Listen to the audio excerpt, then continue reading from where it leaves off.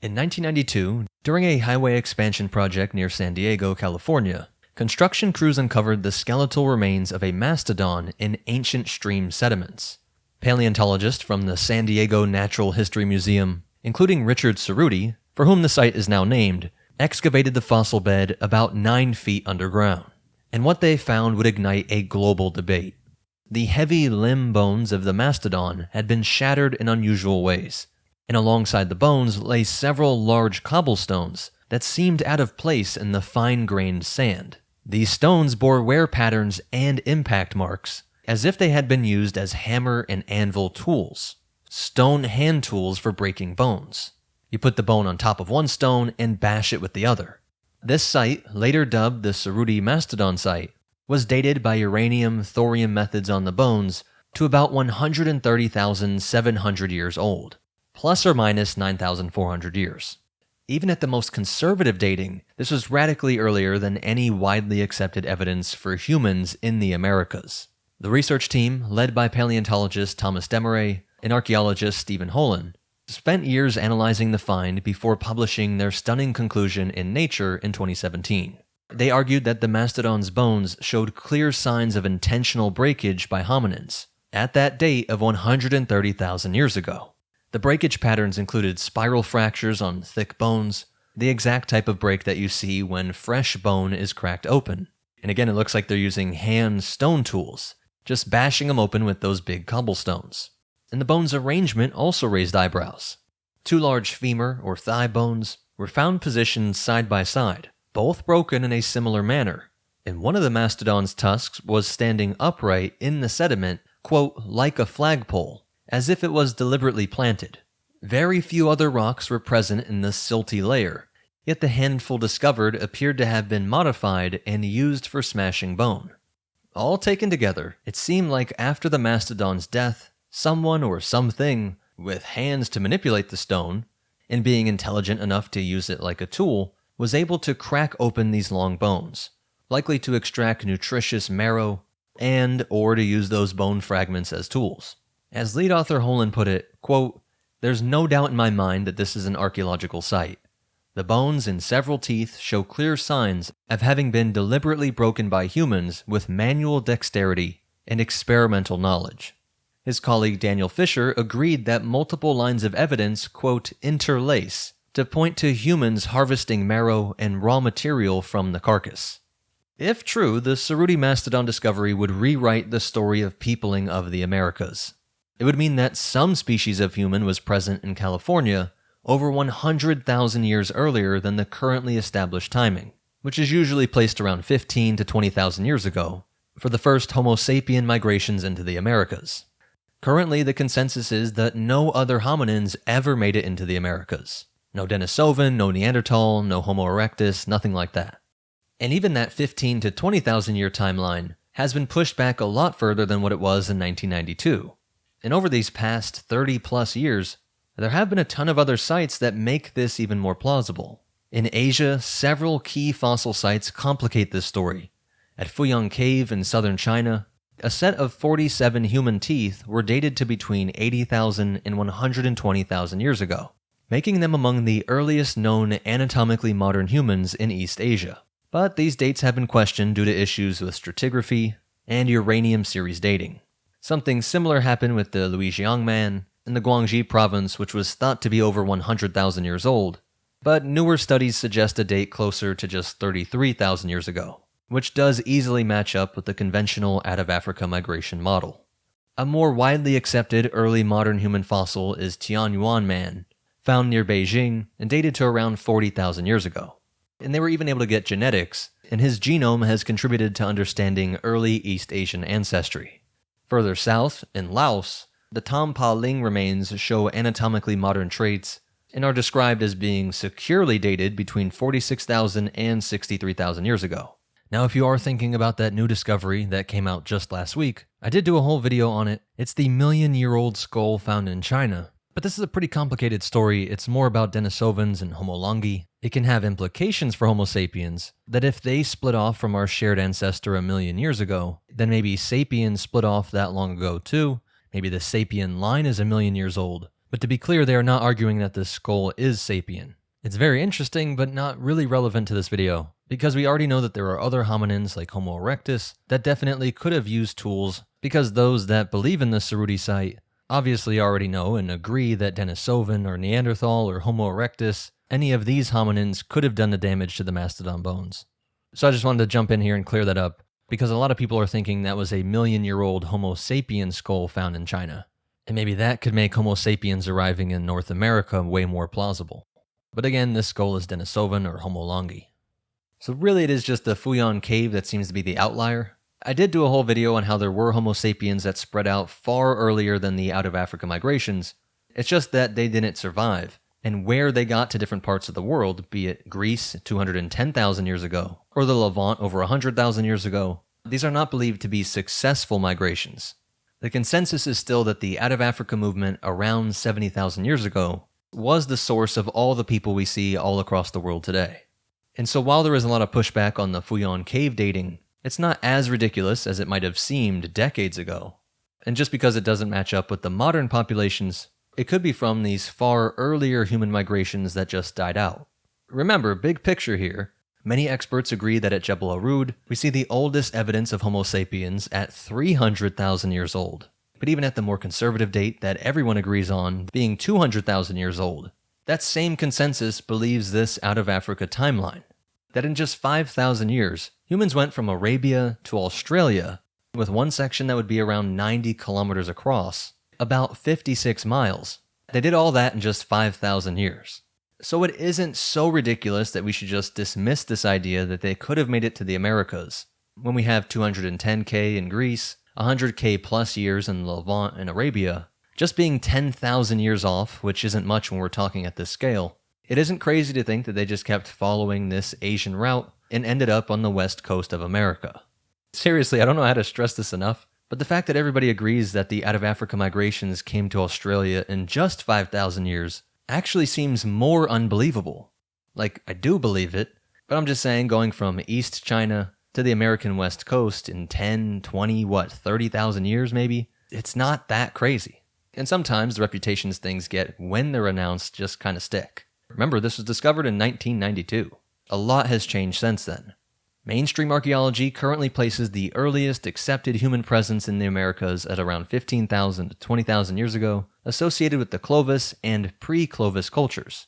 Sites like Monteverde in Chile at 14,500 years, and Buttermilk Creek in Texas at about 15,500. They all provide firm evidence of this earlier habitation. These migrations likely followed the retreat of glacial ice, either through a corridor between the Laurentide and Cordilleran ice sheets, or via a coastal route along the Pacific. The timing corresponds with environmental conditions that would have made this trip possible: lower sea levels and expanding grasslands. And I'm already working on a whole video diving deeper into this graph, because as you can see, the last glacial maximum, the time with the most amount of water stored up in glaciers, meaning receding coastlines, more land, that happened around 20,000 years ago, but a very close second place would be around 130 to 150,000 years ago. I never really see a lot of people focusing on this part. While saying around 140,000 years ago seems so far back, it doesn't seem as implausible when you realize that this time is the time that is most similar to the 20,000-year-old migrations that everyone accepts. This graph is showing up to 200,000 years ago, the time we're most confident that there were anatomically modern humans, and in that time period, the time of the lowest sea levels, the most exposed land, was around 20,000 years ago and 140,000 years ago. It also took them a long time to acknowledge that Pacific Islanders did go back and forth with people on the west coast of Southern America.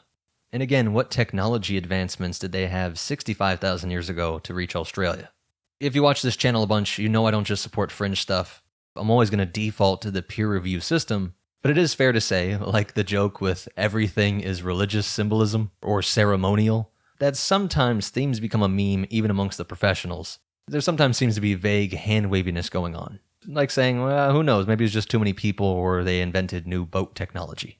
But to our main point here, if we go with the consensus and if it's not Homo sapiens, who could have butchered a mastodon in Ice Age California? Well, the authors of the Cerutti study deliberately avoided assigning the butchery to Homo sapiens. instead proposing a, quote, unidentified species of Homo. They noted that around 130,000 years ago, there were several other hominins roaming the Old World. Neanderthals were thriving in Europe and parts of Asia, Denisovans in parts of Siberia and Central Asia, and the last known populations of Homo erectus existed in Indonesia and perhaps East Asia.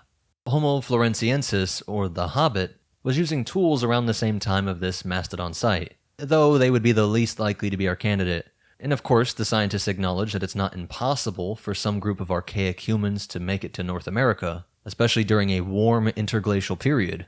They could have traversed Beringia, or what I personally lean towards, they just arrived from sea. They just putzed along the Pacific coast. If you watched my video on Homo sapiens were not the first shipbuilders, you know that Homo erectus had spread from Africa to East Asia over 1 million years ago, and there are mainstream theories thinking that they used boats. It's how they end up spread throughout Indonesia. Neanderthals are believed to have used boats, maybe making it across the Strait of Gibraltar, though most evidence is around Greece. And this whole using rocks as an anvil and hammer, putting the bone on top of something hard, and then bashing it on top, is behavior done by all of these different Homo groups. As Holland noted, they have similar bone-smashing sites, though far younger, well within the normal model. But it's found in Kansas and Nebraska, showing a very similar site. But still, no traces of any hominin fossils or definitive tools have ever been found in the Americas, even somewhat close to this 130,000 year date. Even the proponents acknowledge that whoever broke the Cerutti Mastodon bones left little behind except those bones and these naturally formed cobblestones. To a layperson's eyes, all the different stone tool industries, as they're called, you might look at them and say those are all just a bunch of rocks, there's no real big difference. But if you start studying it, you can tell. One definitely looks like parts were broken off, manipulated in some way, whereas this site is just a natural cobblestone. Still being used as a tool, yes, but it really is just picking up a big rock and smashing things. Nothing about this rock is altered. It's just the context that it's found with these broken bones. The context is special, but not the stone itself, and there's no genetic legacy, of course, and no other sites falling within this extreme range. The reaction in the scientific community was swift and pointed. As one might expect for such a paradigm-shifting claim, skepticism was widespread. Many archaeologists and paleontologists responded with the classic, extraordinary claims require extraordinary evidence, cautioning that the Cerutti Mastodon evidence was intriguing, but far from conclusive. A number of leading experts outright rejected the interpretation, even getting a little nasty. Some called the study, quote, astonishingly bad, or flatly, quote, not credible. Michael R. Waters, a prominent archaeologist, summarized the prevailing doubt, quote, to demonstrate such early occupation of the Americas requires the presence of unequivocal stone artifacts. There are no unequivocal stone tools associated with the bones. This site is likely just an interesting paleontological locality. He's saying it's really neat, but there's not enough there to worry about. Definitely not to rewrite the entire timeline. Beyond the lack of tools, critics offered alternative explanations for the damaged bones and stones. Couldn't natural processes have broken the bones? Maybe the mastodon's remains were smashed by geologic forces, heavy rocks moving in a debris flow, or just the weight of overlying sediments. Others noted that after the animal died, its bones might have been trampled by other large beasts. A mastodon carcass could have been crushed and scattered by another mastodon or giant Ice Age predator. Experimental archaeologists pointed out that a creature as massive as a short-faced bear, which is far bigger than a polar bear, or other megafauna could have cracked the bones just by trampling or gnawing on them, producing fracture patterns not unlike those seen at Cerutti. The original authors had thought of this. They tried to rule out as many of these scenarios as possible, but not everyone was convinced by their dismissal of natural causes. Former California State paleontology surveyor Gary Farrell later argued that the highway construction itself was the real culprit. He suggested that a backhoe's metal teeth and the pressure of heavy dump trucks could have inadvertently broke the bones and dragged the cobbles into the deposit during the 1992 road project. In this scenario, the evidence of human activity was ours, modern humans in 1992. And the broader archaeological context made experts uneasy. If any humans were in California 130,000 years ago, where was the evidence of their presence in the intervening 100,000 plus years? Nothing else in North America's extensive fossil and artifact record hints at hominin activity until the very late Pleistocene. And I would add, even the Cerutti site was only 9 feet down. I mean, that's pretty deep, but the impression I get from people online is that who knows what's underground? If it was a whole kilometer down, we would never find it. And I guess that's true. But you can't make fun of America online in memes saying that we turn everything into superhighways, giant strip malls, and parking lots. And somehow we haven't come across more of these sites, when this one that sparked this whole point was only 9 feet down. In their 27 critique titled, "Were Hominins in California 130,000 Years Ago?", archaeologist Todd Brahe and colleagues focused their critiques on the fact that Holin et al. Had essentially, quote, failed to demonstrate that only hominins could have fractured and modified the bones, accusing the team of leaping to a human explanation without adequately excluding natural causes. Though to be fair, other prominent archaeologists did initially urge open-mindedness. Tom Dillehay, famous for his role in verifying the earlier-than-Clovis Monteverde site in Chile, said in 2017, quote, "We need to leave our minds open. I admire these colleagues for sticking their necks out." After all, Dillehay himself had faced skepticism decades ago when he presented evidence of humans in the Americas at 14,000 plus years ago, a claim that eventually gained acceptance and did push the timeline back a bit. Still, this wasn't even a 2x on the timeline, let alone more than 10x. But even Dillehay and other open-minded scholars grew more doubtful as they scrutinized the Cerutti data. Later that same year, a paper co-authored by Dillehay pointedly cited the Cerutti Mastodon as an example of an extraordinary claim lacking extraordinary evidence, essentially warning against taking such a result at face value. As the initial media hype died down, the majority view coalesced that the Cerutti Mastodon, while fascinating, had not met the burden of proof to upend the timeline of human history. And at least as of now, in 2025, this is true for many other sites in the Americas, because Cerutti was not the first to challenge the orthodox. Throughout the 20th century and up to today, a number of controversial sites have claimed human activity in the Americas far earlier than the 15,000-year mark, though again, none of these have been widely accepted. In the 1960s, archaeologists excavating at Hueyatlaco in central Mexico reported stone tools in geological layers dated to about 250,000 years ago. Again, I don't think people fully appreciate how insane it is that Homo erectus is sailing around 1 million years ago, using fire as well. A lot of other things people tend to only think Homo sapiens did. That's 1 million years ago. So while 250k years ago in Mexico might sound crazy, in the broader context, again, it's not impossible. But the dates have been largely repudiated by the scientific community, which suspects either contamination or misidentification of the artifacts. And the site is mostly used as an example of how evidence can mislead if the context isn't clear. The Cerutti site did a great job of capturing the context. No one's doubting those dates, but if you do mess up the context or even identifying the layers, well then we can't really do anything with these finds. In California's Mojave Desert, the Calico Early Man site, it yielded thousands of stone pieces that some interpreted as crude tools. Those sediments were dated to around 200,000 years old, but most experts concluded the Calico artifacts were actually naturally broken rocks, rather than being human-made. In Brazil, a rock shelter called Pedra Furada has evidence of hearths and stone flakes that some researchers have dated to around 30,000 to 50,000 years ago, well before the Clovis culture. Though these are hotly debated, some critics argue that the charcoal might be from natural fires, and again the stones might be shattered by natural forces, not human tool-making. Even in North America's far north, at the Bluefish Caves in the Yukon, cut marks on animal bones have been radiocarbon dated to about 24,000 years ago, suggesting humans present in Beringia during the last glacial maximum. Bluefish Caves is one case that has gained some acceptance in recent years, since it fits with genetic models that ancestral Native American populations could have been isolated in Beringia around that time before moving south. But again, you see, even that's not as far a leap. It's even well within the out-of-Africa migration timeline. It's only 3 times older than the earliest Clovis-only models, and just pushes it back another 4,000 from the current model, from around 20,000 to 24. We still need multiples to get to 130,000 years ago. It really shows just how much of an extreme outlier the Cerutti site is. I think people should never forget just how defensive the mainstream got at anything that challenged the Clovis first model.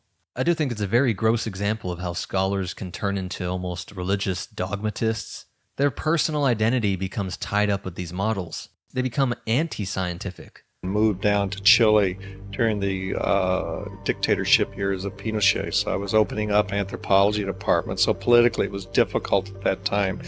And another colleague who sent a letter to the newspaper in Chile, one of the major newspapers, saying that Monteverdi was creation of the CIA to plant me down there. And, that puts you and your family in a dangerous situation in a country like that at that time. Many were just not being objective, dismissing it as ridiculous and not looking into the evidence.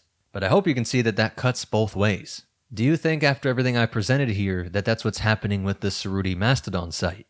Do you think some broken bones next to some rocks that could have done it is proof enough that humans did it?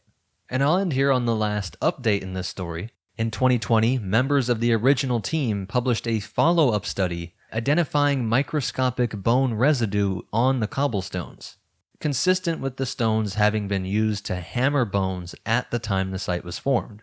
This new evidence was meant to shore up the case that the rocks really were used as tools. The logic being that if the residue is under ancient mineral deposits on the rock, it wasn't from modern contamination. If I take a rock and smash a bone with it, pieces of that bone are now in these porous little holes in the rock, microscopically small, but over 130,000 years, there are mineral layers that form on top of it. Bone was sealed beneath this later mineral deposit layer on top of the rock. But most are still not convinced that this proves the overall theory. If everyone agreed on the findings in this 2020 study, it would debunk the theory that the bones were just broken by these rocks during the construction project. It wasn't that some machinery bumped the rocks into the bones. That cannot be true if the bone is under these later mineral layers. It's kind of like how they date rock art on the wall. You can't date the art itself. If it takes 1,000 years for a mineral layer to just get 1 millimeter thick, then you can use that to figure out how old the art is. 10 millimeters means 10,000 years. But again, even if you did something like that to reestablish that 130,000-year-old timeline, that doesn't rule out the natural causes. That some other creature stepped on it and caused this to break, or just something like a mudslide. Of course, the debate is not closed, and as long as experts in the fields do not dig in their heels like they did with Clovis first, as long as they keep an open but critical mind and apply the latest technologies and techniques to every site, all it really takes is one site to change everything. But if you have Homo erectus using tools, most likely fire, and maybe even boats, 1 million to 2 million years ago, and all the other later humans do too, I would not be shocked at some new announcement that some site around 130,000 years ago does eventually get discovered in the Americas, be it Denisovan, Neanderthal, or Homo sapiens. But of course, let me know what you think down in the comments. Please hit that like button, I really do need your help, and I'll see you all in the next one.